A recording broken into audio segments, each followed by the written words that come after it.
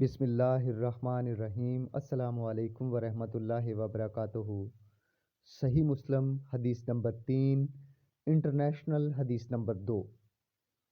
حضرت انس بن مالک رضی اللہ تعالیٰ عنہ سے روایت ہے، آپ نے فرمایا، مجھے تمہارے سامنے زیادہ احادیث بیان کرنے سے یہ بات روکتی ہے کہ رسول اللہ صلی اللہ علیہ وآلہ وسلم نے فرمایا تھا، جس نے عمدن مجھ پر جھوٹ بولا وہ آگ میں اپنا ٹھکانا بنا لے۔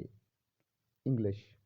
On the authority of Hazrat Anas bin Malik رضی اللہ تعالیٰ عنہ, may Allah be pleased with him, he said, what prevents me from narrating more hadiths in front of you is that the messenger of Allah, peace and blessing be upon him, said, he who deliberately lied to me, let him make his abode in the fire۔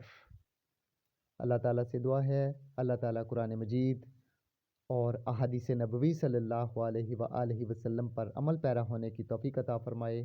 وآخر دعوانا ان الحمد للہ رب العالمین۔